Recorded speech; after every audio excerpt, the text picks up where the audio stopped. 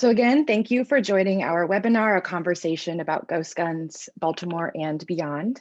My name is Rebecca and will be moderating our discussion today, joined by my colleague, Alex McCourt, who is the Director of Legal Research for our center. And we will be having a dynamic discussion featuring two wonderful guests.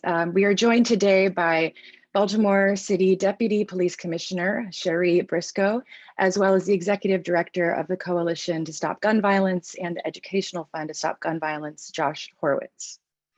Thank you so much for joining us, the two of you, and we will first begin with Alex. We'll start us off with a bit of background information to ground our discussion.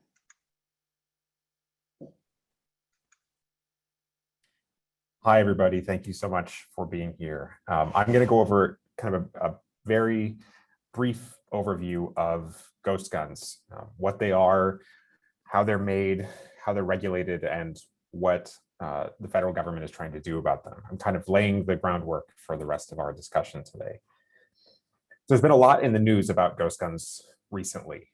President Biden announced that he was taking action to reduce the spread of ghost guns and reduce their use in violence, and he directed the Bureau of Alcohol, Tobacco, and Firearms, or Firearms and Explosives, ATF, to issue a proposed rule that would regulate these guns.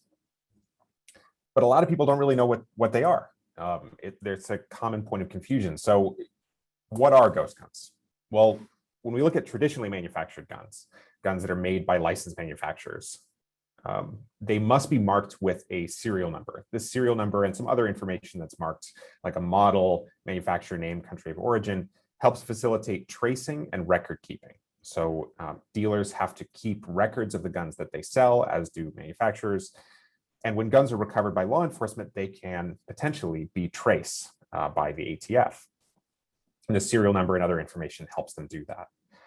Privately made firearms, or firearms that are made by private citizens, so not licensed manufacturers, may lack serial numbers or some of these other identifying markings.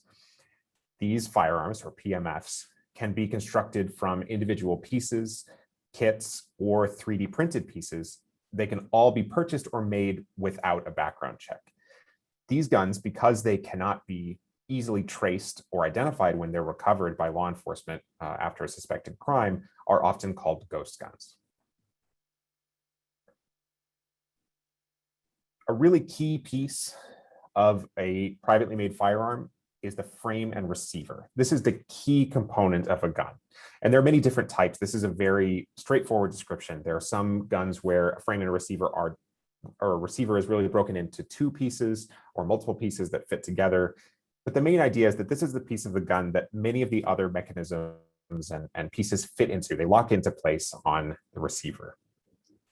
Because they're such a central part of a firearm, by themselves, they meet the federal definition of firearm. So the definition of firearm under federal law includes frames and receivers. However, if the frame or receiver is not completed, if it's not all the way machined or drilled, then it does not meet the definition of a firearm. This means that there are different serial number and background check requirements. And this is best illustrated through this picture on the right that the ATF has on their website. So on the top, these top two panels are what's known as sometimes an 80% receiver or an incomplete, partially complete receiver. You can see that pieces of it are solid and some holes need to be drilled before it can accept the other pieces. This is not a firearm under current federal law. It does not need to have a serial number, and you do not need to undergo a background check to purchase it. The bottom image is a complete receiver. It's been fully machined and all of the corresponding necessary holes have been drilled. This is a firearm under federal law. So this does need to have a serial number. And if you purchase it from a federally licensed dealer, you have to undergo a background check. So the difference here is that the top two are often included in kits to build ghost guns or privately made firearms, or they can be purchased separately, and they're basically unregulated. The guns that are completed with these kits are indistinguishable in many ways from traditional firearms. The real difference is how they are made. We can go to the next slide. So what data do we have on this? These are guns that are kind of more common than we might realize. And there's been a lot of media coverage, especially after the president's announcement, but we still don't have a lot of data about it. We have kind of anecdotal data or data from certain jurisdictions. Baltimore City has released some data or some numbers or some statistics that we can talk about later. And some other cities have talked about it a little bit, but really we don't know very much. So in the proposed rule that the ATF put out, they released some data that really hadn't been public before. You can see a graph of it here on the left. This shows privately made firearms that were reported to ATF from January 2016 through the end of 2020. And what these are firearms that were recovered by law enforcement at the scene of a suspected crime and then reported to ATF either for attempted tracing. You can see there's a marked increase. So in 2016, there was a shade under 2,000 reported to ATF. And in 2020, there were a little bit under 9,000. And it's been a pretty consistent increase over the last several years. And it would be no surprise if 2021 continued that increase. Overall, in that time period, 23,906 privately made firearms were reported to ATF. From January 1st, 2016 through March of 2021, March of this year, ATF made 23,946 attempts to trace privately made firearms recovered by law enforcement, and only 151 of those were successful, which is about 0.6%. And most of these were only successful because a serial number was printed somewhere else on the gun. Maybe the barrel or something else had a serial number printed on it, and they were able to use that to trace it. So according to Biden's order, the ATF is trying to change these rules. It's a long document, there's a lot to it, but these are the main points. They are adopting broader definitions or kind of clarifying their definitions. So firearm, the definition of firearm would be clarified to include kits that are designed to be readily assembled or converted into a functioning firearm, a device that uses an explosive to release a projectile. The definition of frame or receiver would be clarified to include partially complete frames and receivers. So it would no longer be limited to these complete receivers, but also partially completed frames and receivers. This means that any kit that had a receiver and any receiver by itself would have to have a serial number, could only be manufactured by licensed manufacturers. And if you purchase it from a federally licensed dealer, you would have to undergo a background check. If somebody makes a privately made firearm under this proposed rule, if they wanted to transfer it to a federally licensed dealer, that federally licensed dealer would be required to add a serial number to that privately made firearm. Finally, a really important piece of this rule that the ATF was specific about is that individuals that are not otherwise prohibited can still make their own firearms at home for personal use. Now, this doesn't mean that they can keep using kits or keep using unfinished receivers, but it does mean that if they were to make 3D printed guns or make a gun from raw material, that they wouldn't necessarily have to put a serial number as long as they were just going to use it for personal use. So now I'm going to turn it back over to Rebecca to talk about a little bit of the work we've been doing. Thanks, Alex. So when we began this project, a lot of this, there's been a lot of political activity sort of over the course of when we first began working on this project. But really what we found over time is, and what we started with, is really understanding that this is a very unique and challenging issue. And there's a lot of conflict and confusion around it. We began as research sort of, thinking that the term ghost gun was a bit problematic as far as researchers, because it didn't accurately tell us, what it really is, and sort of accurately, distinguish between the various nuances that are involved in this discussion. But we also, as part of our project, we started, we wanted to create a series of educational materials that would help the broad public better understand this issue and why it matters. So we started out by first seeking broad voluntary feedback through social media channels to various networks, including a broad public audience, as well as advocacy groups working to prevent gun violence, researchers, students as part of our community, etc. And what we got was a lot of varied feedback. And we heard from folks that there was a lot of confusion around this issue. And there was a lot of confusion from a lot of different perspectives. to what we expected. People were very confused about the term ghost gun, or they were honestly frustrated and angry about the term ghost gun, particularly those that are part of the group that are really engaged in the hobby of gunsmithing and making their own weapons at home. And really realizing that a lot of those that are part of this this hobbyist group really feel like there's a very large misunderstanding and lack of recognition of those that are law-abiding citizens and have a very technical knowledge of gunsmithing versus those that are being recovered in crimes, and some of the numbers we're seeing like in Baltimore City. So this further warranted our efforts in realizing that access to clear, accurate, and comprehensive education was warranted on this topic. So we've been motivated over the course couple months of this project as new developments were coming in, and we were receiving a lot of really varied feedback and learning so much from various different perspectives that we had to be very mindful about how we approach this topic and how we seek to educate a broad public audience that considers a varied set of perspectives and experiences when it comes to this issue. So today, as Alex mentioned, there is the proposed rule change that has been issued on behalf of the ATF. And as of 11:59 p.m. yesterday, they had received more than 70,000 comments from the public. And anyone can look at them right now online themselves. You'll see that there's a lot of tension. There are a lot of opinions, just like we've explained, we've learned, that are being expressed.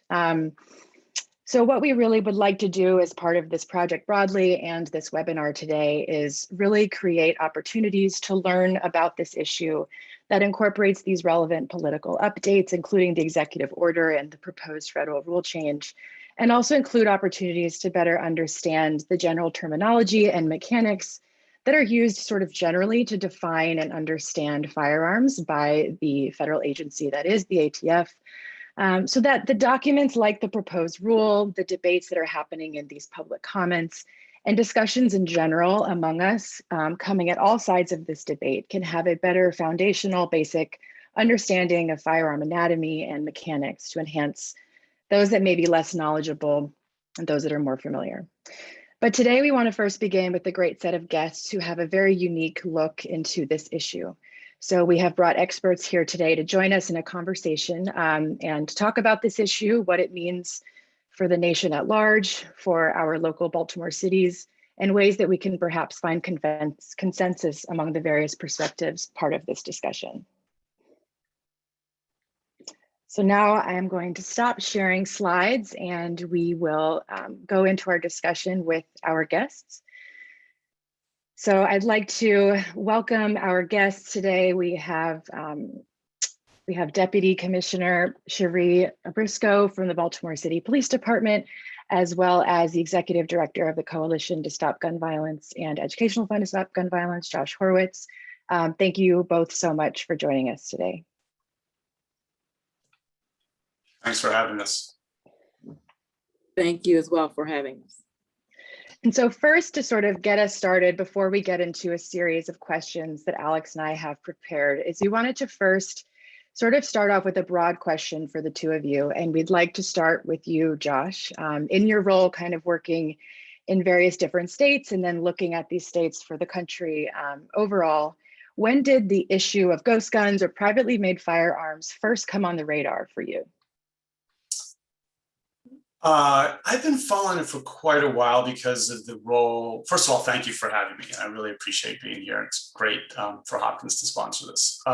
So I've been following this for quite a while, maybe not as closely as some real experts, but because I was following the 3D printing part of this almost for a decade now. And so people may not realize, but a big piece of this is the rise of 3D printing technology as it relates to firearms. So I've been watching this for quite some time, watching the very first Liberator pistol come off the line from, I think, Cody Wilson. So I've just been following it for a long time. What I've been amazed at is the rapidity of the technology and the growth of the technology. The way it's come, the last 10 years have been, explosive. And I will say, from sort of an exotic, hey, someone's trying to do something with a bunch of 3D plastic weapons, all of a sudden I just went online, looking at ghost gun kits and what you can buy online today. It's just explosive. So I've been following it for a while, but I thought this would be where we are today. I thought maybe it would be 20 years after when I first noticed it, say maybe in the early, maybe 2010, 2011. The growth has been explosive. Deputy Commissioner Briscoe, same question for you. As your role in law enforcement in Baltimore City Police Department, when did these guns kind of first start coming up for you? Thank you so much again to Johns Hopkins and Rebecca and Alex for having us here today for this very necessary conversation. I can say to you, I brought with me stats, but I kind of framed them in context of the recent years. But it's been a few years for us that we've seen these guns show up, and really not having all of the, at the time, some of the technologies in place to really fully understand what we're dealing with. As you very well know, Baltimore challenged for some time with the disease of gun violence and what it brings, but fully understanding the scope of what, I say this framing, of course, recognizing how some view the terminology, not to be offensive, but that's what we have at our fingertips, for lack of a better set of words, properly manufactured guns or made guns, the untraceable firearms, whether we call them polymer 80s or ghost guns. Just in more recent years, have we been able to see its movement as we've come online with technology with some of our partners, where we've been able to follow some of the NIBIN information that comes from the weapon itself. And to Josh's point, it has really picked up in a way that, we could not have predicted in policing. And you mentioned, we can see kind of overall from those ATF numbers that there's been this explosion in recovery of these guns, but in Baltimore City in particular, have we seen a similar explosion over the last few years? Yes, we have, Alex. So I'm just going to give you some data that I brought, very concise period of time since 2019. In the year 2019, Baltimore Police Department recovered 29 privately made firearms. In 2020, 126 firearms. And to mid-May, we have so far, to the point of mid-May, 83. And we're on pace to surpass last year's numbers and potentially come in between 250 to 300 privately made firearms that will make their way to the streets of Baltimore in the hands of various age groups and of community. So to your point, they are indeed on the rise at a very rapid pace. And I don't know if some of that is due to the level of awareness, conversation, and education that is occurring around this very topic. Thank you. Yeah, and I wanted to bring something up. You mentioned that one thing that we heard from Commissioner Harrison he mentioned in his testimony before the US Senate on May 11th that nearly 1 in 4 of those that have been recovered by Baltimore police were found from those that were under the legal age to obtain a firearm, including one as young as 14.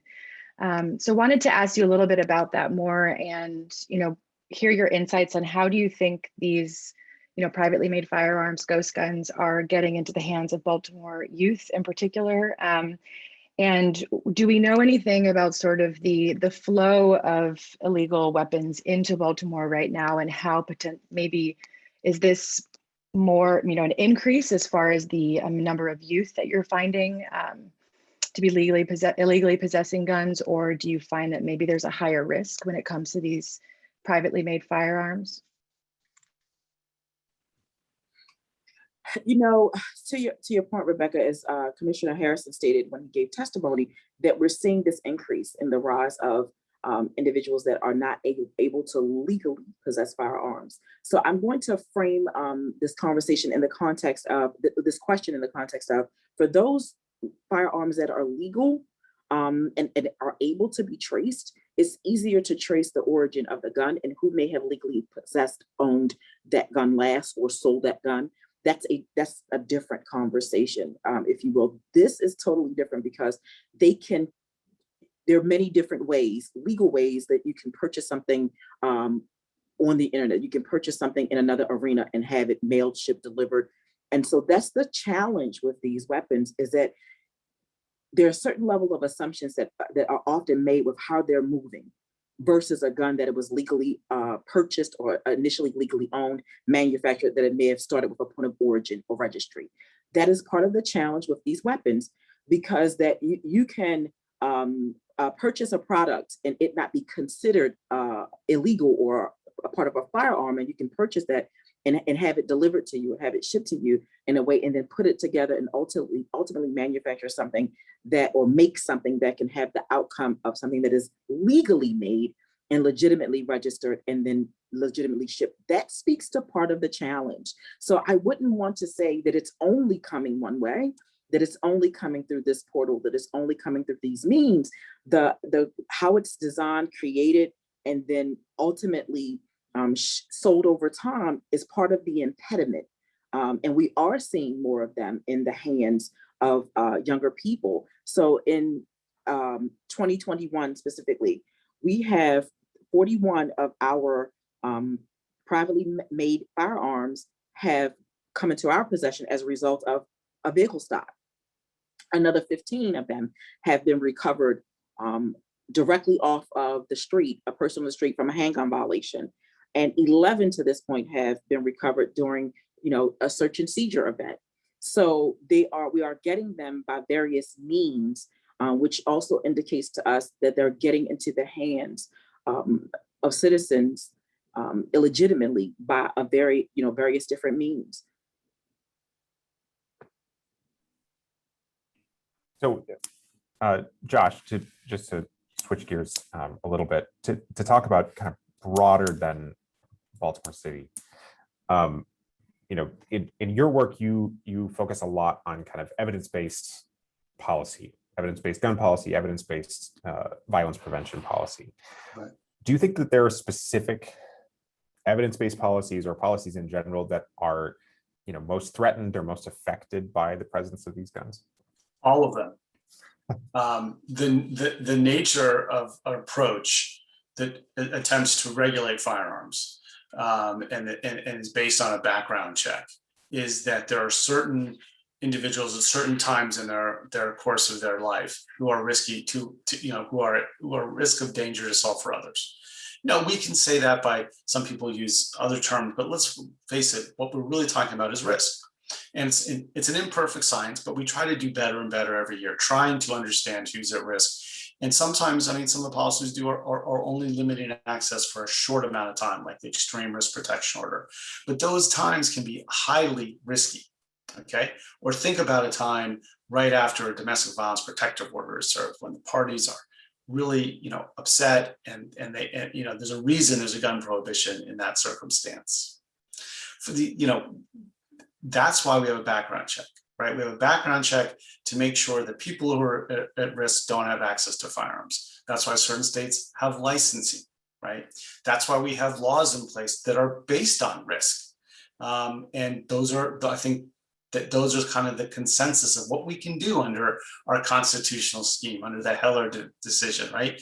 If you have a right to have a firearm in your home, there are certain people, the court has said, shouldn't have that ability. Who are those people? How do you base that? It's about risk.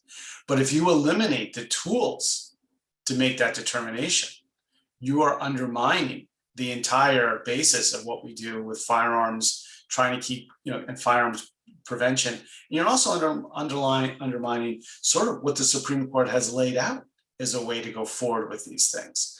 So I think these are being able to have these firearms where there's absolutely no control. Like, we already know that there's many states have now closed their background check, have background checks on all gun sales. Some, who we lament, don't, but we're trying to get those background checks for all sales. But here, it doesn't really matter if you have a background check system, because you can make them and walk right around that. And who's going to do that? people who are at risk, who maybe not have access to firearms through other methods.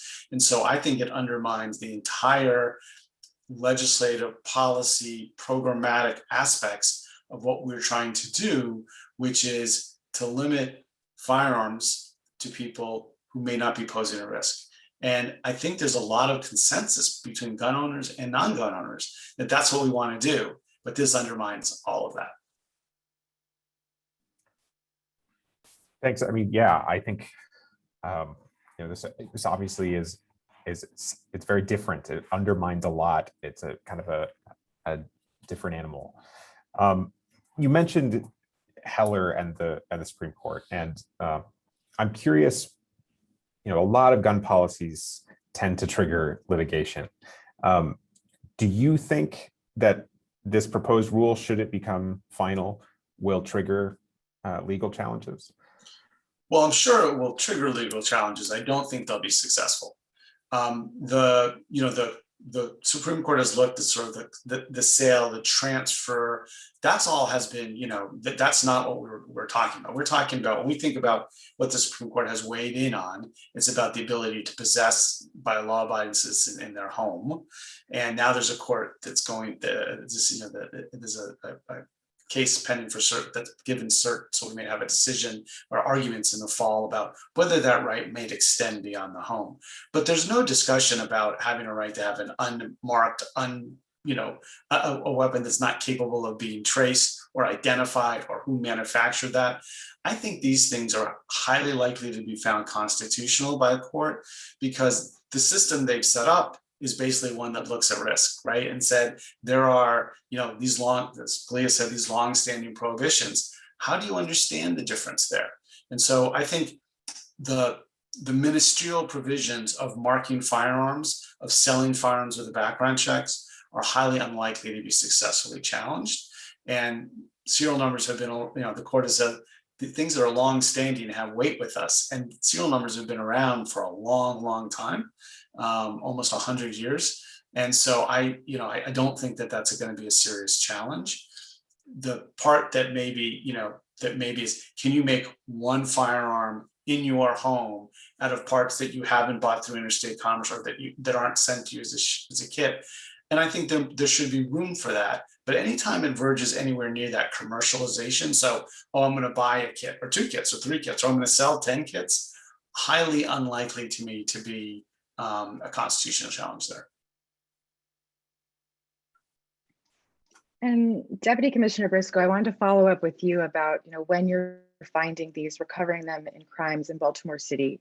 How are you able to, some of the pushback that we're getting from those that are part of the hobbyist group gunsmithing is that, these are not easy to make on your own. So sort of the argument that you can make them very quickly and you can make them at home and then easily, put them in the hands of criminals. They say typically it's really people that have been doing this for a long time, and it's really law-abiding citizens that are familiar with guns who are using them. But we are seeing them show up in Baltimore City, and we're seeing them in other places. So how do you, and there's also some pushback saying they think that these are these ghost guns, but really it's perhaps just a serial number that's been obliterated or scratched off.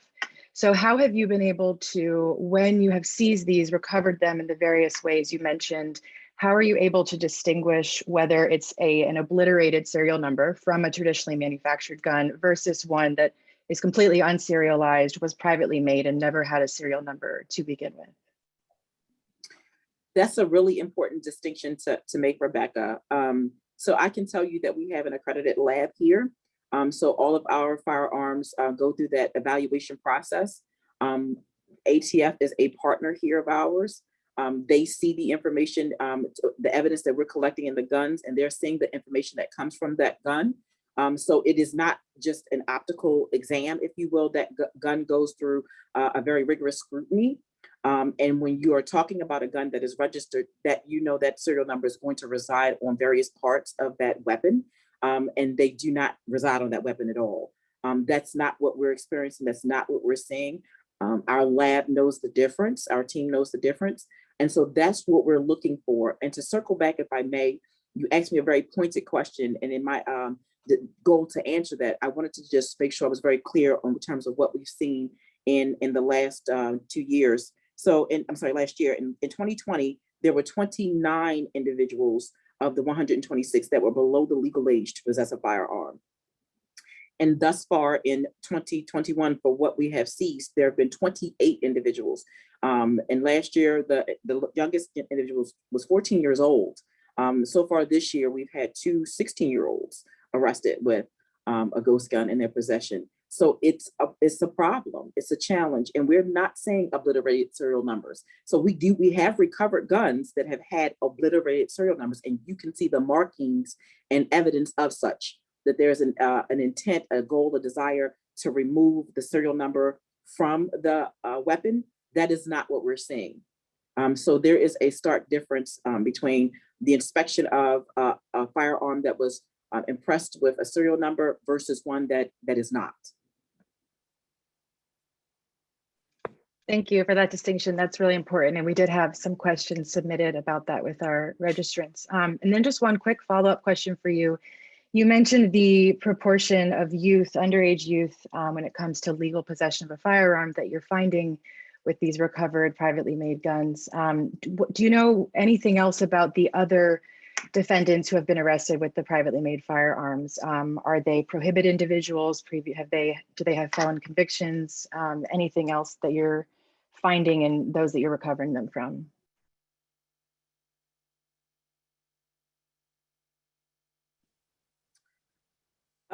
So I do have some very preliminary data on the individuals, but it is not aggregated in a way that I can share that with you. I can say that those that we've seen have been introduced in the criminal justice system prior to the handgun violation arrest that we've been able to, or the recovery that we've been able to obtain. But to break them out with aggregate data, I don't have that at my fingertips. I do apologize, but I can tell you they have been, most of the individuals that we've seen come in with these guns have been a part of the criminal justice system. The question for me has been, when I see them as young as I've seen them, what were the other vulnerable areas of risk that they've been introduced? If it wasn't the criminal justice system, was there some other arena in the social system were they introduced into before we've encountered them in the criminal justice system when you're looking at those individuals that are underage? So I can tell you that we have experienced a number of them where the ghost guns are concerned to have already been introduced in the criminal justice system, whether they were a suspect in a crime, whether they were a defendant in a crime, whether they are already on a parole and probation. We have seen that.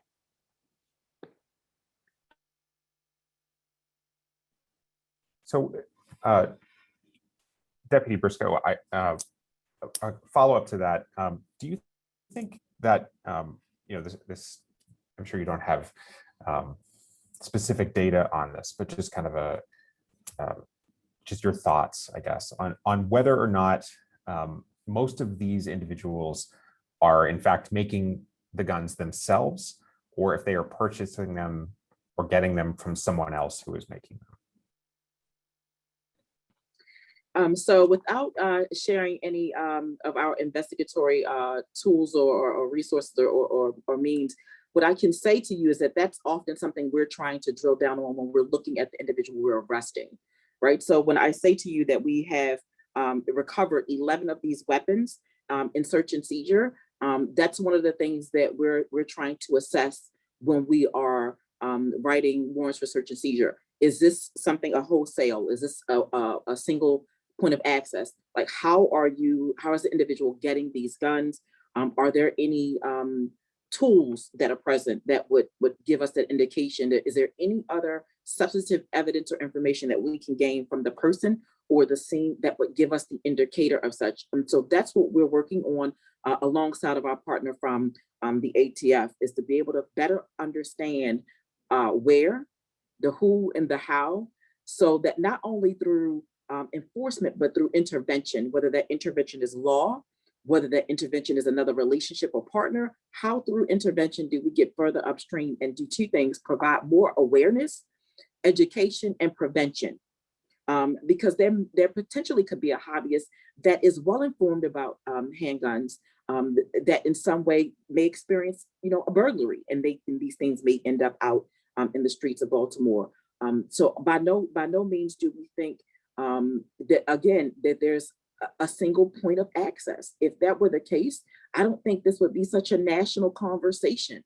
If it were a one single source that we could go and narrow down where and how and who, I think this would be less of a conversation. We would have a different level of conversation happening amongst us, and not just from hobbyists.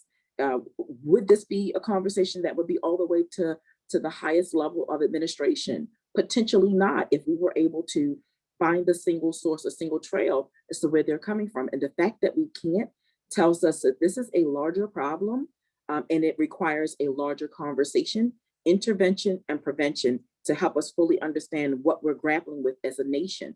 Because gun violence is on the rise, whether in big city America, where we are in Baltimore, or whether we're in rural America, we're seeing it every day. And so we have to be responsible and have very hard conversations with respect and civility, but we have to have them to provide the level of safety and security that each member of our country deserves. That's really fascinating and a very, I think, admirable approach to fighting gun violence and approaching firearm access. I had just one more kind of follow-up question on this topic. As we talk about ghost guns and privately made firearms, I feel like maybe sometimes people don't understand that they're just as lethal, just as dangerous as a traditionally manufactured firearm, a typical firearm. In terms of law enforcement recovery and the kinds of crimes and individuals that are involved, are these guns generally kind of interchangeable? Do you see the same kinds of patterns, or are there unique aspects to how these guns are used? I can tell you just from what we're seeing statistically, I'll share that perspective and then frame it, if you will. So in 2020, there were a total of 21 NIBIN leads associated with ghost gun seizures. These are leads that were obtained through links that were privately made firearms that were linked to acts of violence. 15 ghost guns in 2020 were directly linked to a homicide or shooting investigation, whether either recovered directly from the scene or as a result of investigative follow-up. So that was just information from 2020. So if you take that in terms of context, in terms of what we're seeing in violence, though to some, that may not be a large percentage, but any percentage that's attributed to a gun that is not legally registered, legally manufactured, with serial numbers is a challenge, because then you run the difficulty of trying to find out where did that gun come from, who may have possessed that gun. So any percentage that you're seeing in any city, and you look across the nation and see the challenge that these guns bring, it only magnifies the challenge. It only magnifies the potential consequence. So we are seeing these guns show up in our crime scenes. We are seeing these guns in the hands of our youth, and we are seeing these guns in the hands of those that are most at risk. Maybe I'll just jump in and say there's a public health and an equity issue here that's really important to know, which is from a public health perspective, where the gun's coming from, how do you get upstream, right? That's what we think about in public health. What are the access points? What are the vectors, right? And how do we eliminate them? With untraceable farms, we have no idea where those vectors are. And from an equity standpoint, you're having manufacturers making money and escaping complete responsibility, even moral responsibility. Most firearms manufacturers escape legal responsibility, but we know who's putting the guns in the community. We know the gun shops that are selling them. We know if they're taking precautions. Here it's completely anonymous. So what we're doing is we're saying, you makers who are making money off this, you're off the hook. And it's the end user who gets caught with the guns who gets in trouble.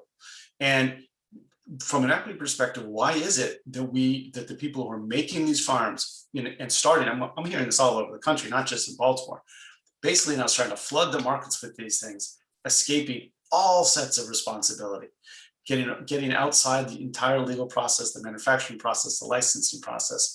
And from an equity perspective, that is a real problem.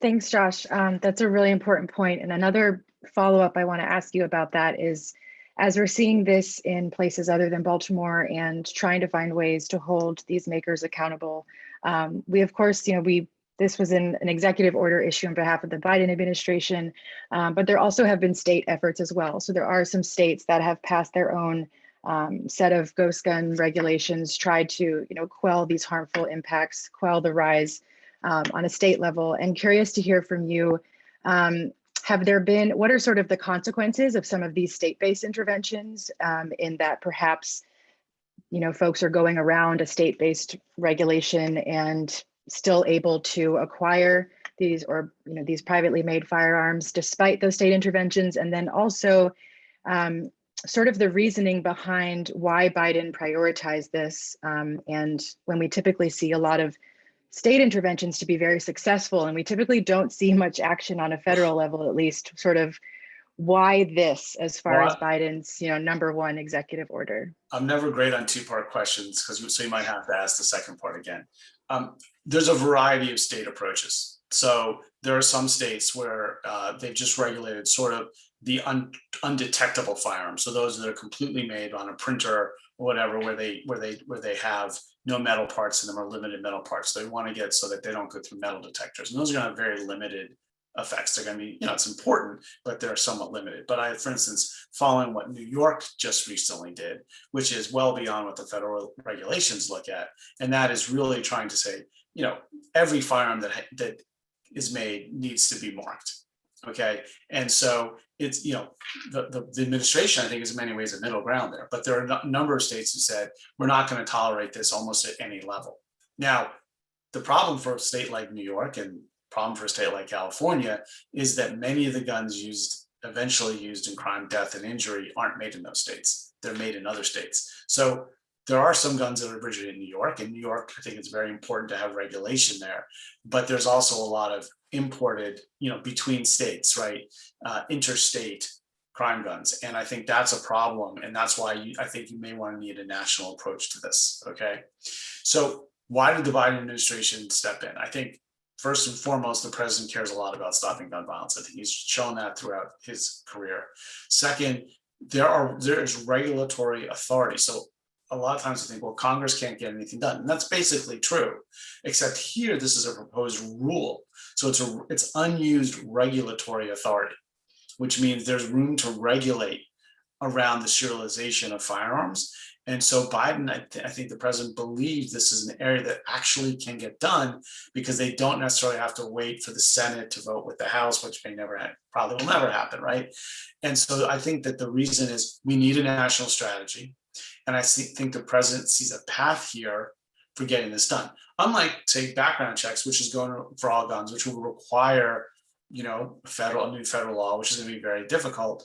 Here, because the ATF has regulations on how firearms are marked, and they're supposed to regulate firearms, which includes receivers, right? So what's a receiver? That's part of this. Is it 79% or an 81%, right? And I think what we're getting at is, when I say those percentages of completion, the administration wants to use what they're looking at is their unused regulatory authority and hopefully get this done through the regulation side. And so I think national impact, ability to use that regulation, and ability to build on inherently what's unfortunately, states can do a lot with gun violence prevention policy, and it's undoubtedly that the states that have more and well thought out regulation have a lot less gun death, but they still have that problem of interstate gun transfers, illegal transfers. And so I do think national legislation is a national approach, which this rule, regulatory authority looks at, is warranted here.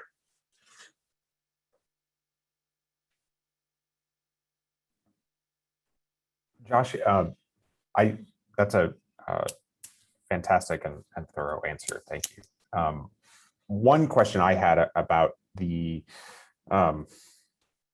about kind of the proposed rule and what comes next is about 3D printed guns. This kind of seems like something that the proposed rule and the ATF can't do a ton about. There aren't necessarily physical objects yet because they haven't been printed. It's not like there's the frames and receivers that are either complete or incomplete. So I'm curious whether you think this kind of proposed rule might have an effect on 3D printed guns, and if not, whether there's anything we can do about it. Well, we'll certainly have an effect on the transfer of 3D printed guns, because that's going to apply to, you know, if you fall into the definition, if you made it plastic or you made it in, you know, you transfer, you know, if you transfer it, it's got to get marked. And so I think that's a big, so I do think it will make those kit sellers or they're not personal manufacturers, they're not gun manufacturers because they're not licensed, but say unlicensed manufacturers, it will force them into the regulatory authority, which I think is a really good thing. But what you're getting to, which is a really vexing thing, and really just in the world we live in, it's the plans being online that are downloadable to a printer, right? So do we get rid of 3D printers? That doesn't sound like, that just seems sort of impossible. But then how do you block people from downloading these plans that will just program your printer to make a firearm? It's a complicated issue, and it's going to be caught up. It's been back and forth. I think currently those are actually prohibited from being downloaded, but it's been back and forth in the courts. And I predict that it will keep going back and forth, because there's a lot of other issues. There's a lot of issues that get caught up here. I mean, what I lament is that the people involved in the firearms industry keep innovating for lethality and ease of access. And for all the smart people in that industry, could you innovate for safety? Could you think about saying, let's put all that collective power together to make a really safe firearm, or figure out ways to put more markings on firearms to help law enforcement? I mean, that's the whole debate about microstamping right now. We can put, you know, the serial number on the tip of a firing pin so it marks cartridges. Why don't we do that? Why are we spending all this time getting, you know, more secretive, more lethal, more printed? Why can't we come together and say, even in a legal market with legal gun owners, let's make it easier to identify who shouldn't have a firearm? That's where I wish we could come together as a country. Thanks, Josh. So I know we are right at the last couple, 10 minutes of our webinar, and we do want to open up to some of the questions we've had submitted by registrants and those that have been asked live in the past hour. And so I kind of want to stay with our discussion on the 3D printed parts, and Deputy Commissioner, ask you, this was something that was asked by a registrant, sort of about this 3D printed component of those that are the privately made firearms. And curious if those that you've recovered in Baltimore, are you able to tell those that are potentially made as part of a kit versus those that have parts that have been 3D printed? Is that something you're able to distinguish and something you look at as part of your investigation? Thank you for that question to the registrant that asked. That's a really good question, and one that I would have to pose for great detail to the lab. What I can tell you is that we are able to tell what is legally manufactured with a serial number that would tell us it's coming from a larger manufacturer as opposed to a privately made one.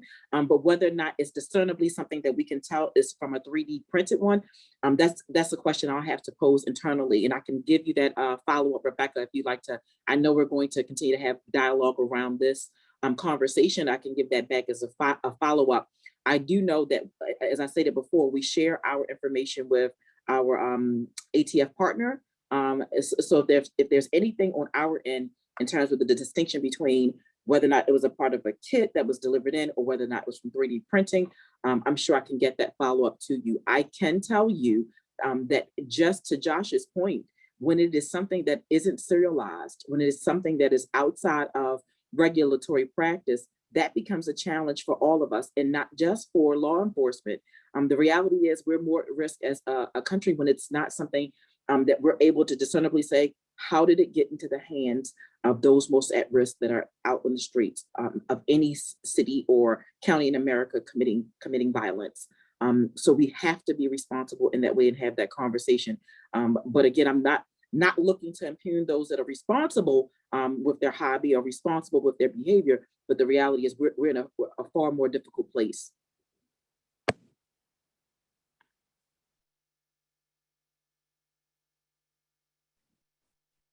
So we just got a really, what I think is a really interesting and fantastic question about kind of related to the the relationship between these guns and the internet, and whether there, and this is for, I'm curious if either of you have thoughts about this, whether there is anything to the idea that, social media and the fact that these are available on the internet has led to increased attention, especially among young people. I'll just set it up for the deputy commissioner, which is in my conversations with law enforcement, it is not unusual for things that go on online to spill out into real world. And so that can be a fight, that can be a beef, that can be whatever.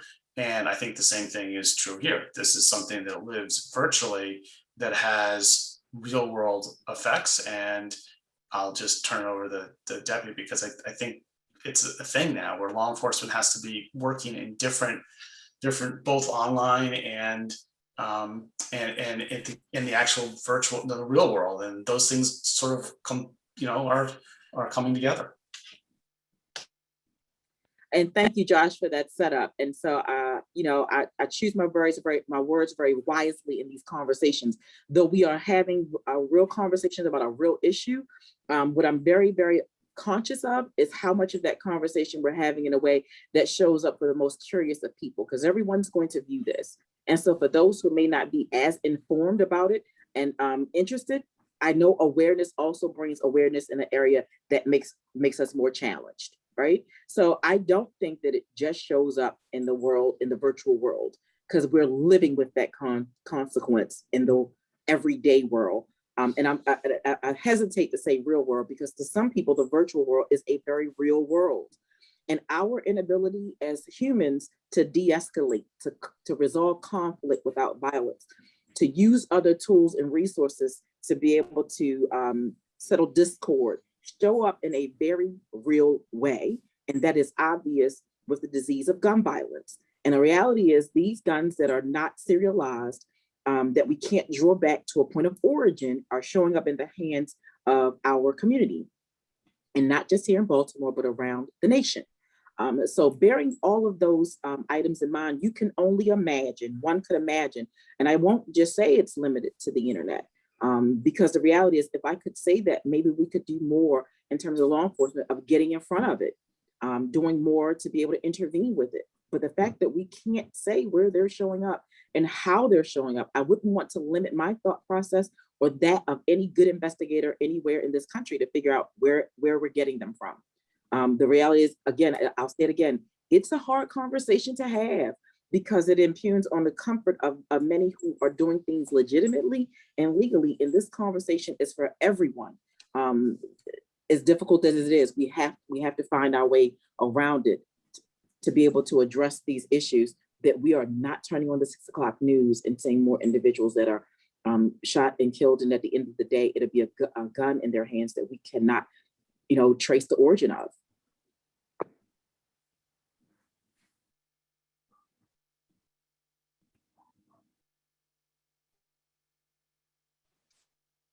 Thank you.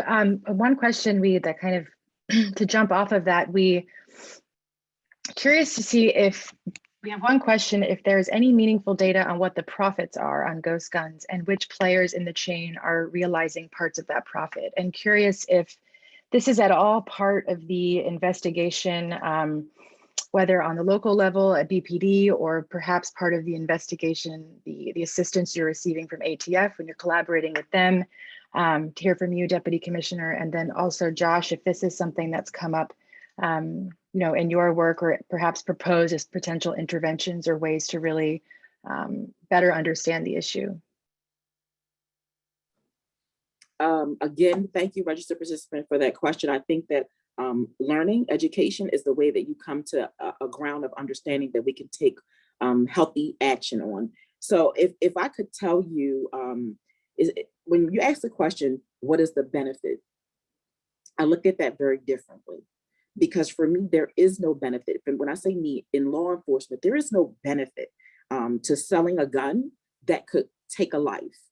There is not enough money printed to say that this is an acceptable practice in any way, shape, or form. And I know the conversation is hyper-focused on ghost guns, but I wouldn't want to draw into what is the benefit of sale for any one person that will do it, that will either create them and ship them and sell them, that will either purchase them, put them together, that will either transfer it and allow it to end up in the streets of Baltimore. The fact that we're going to have conversations with family members who have lost loved ones at the hands of these guns, the fact that we're seeing our young people more readily picking up these guns to resolve conflict, the fact that we're overwhelming at times our healthcare infrastructure to deal with the years and months and weeks of rehabilitation for anyone that's shot by one of these guns, the real question to me is, can we afford to not have these conversations as a country? Can we afford to not find some way to regulate how they're managed and how they're moved? Can we afford to continue to turn on the news and see casualty at hand, and at the end of the day, learn that it came at the expense of a undocumented, untraceable firearm? That for me is the real question. So I don't know what the margin of quote unquote profit is. What I do know is that there's a level of insurmountable loss that we're enduring, the more we're not coming to a place that we can discernibly say how the guns are manufactured and how they're moving. And I would just, that was so fantastic, but I and there's an important moral compass that we need here, and you just show that, so thank you. But I would, from my perspective, I don't really know who's making profit. I do know that somebody's making a lot of money on it.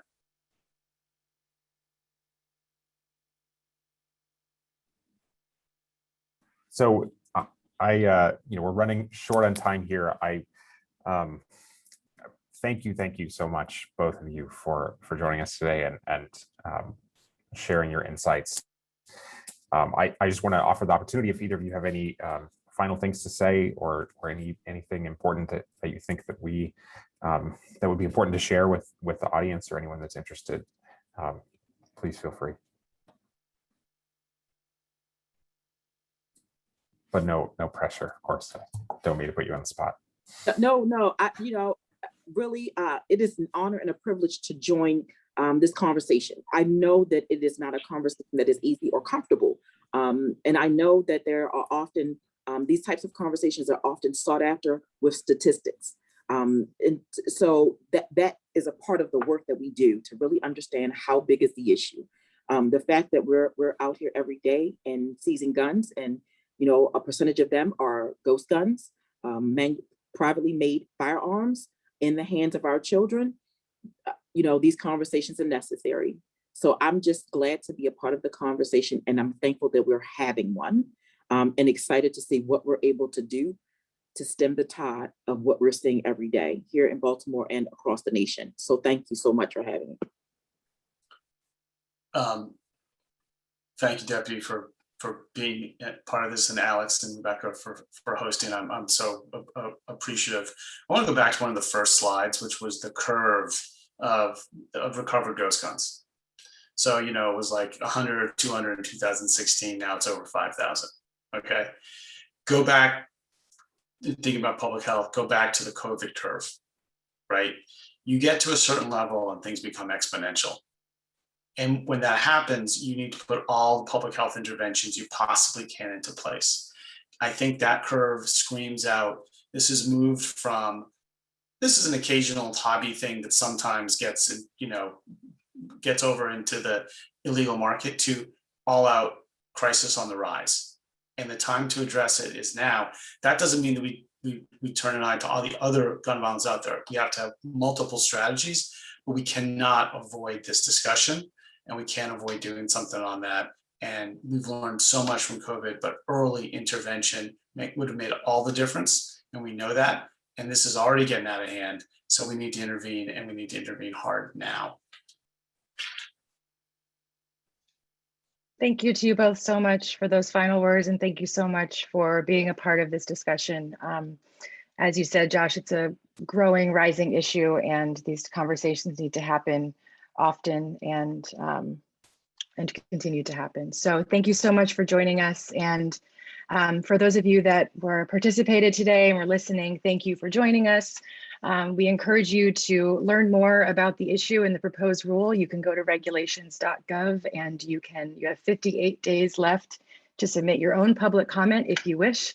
You can also learn more about the project and the content that Alex and I are in the process of developing and will be releasing later this summer on Ghost Guns by following us on social media, and check out for some content posted to our YouTube channel. And we will also be in touch with those of you that participated today with where you can find a recording to share with others, and hopefully answer any questions that those of you may have. So thank you again to our guests so much, and hope you all have a wonderful rest of your day.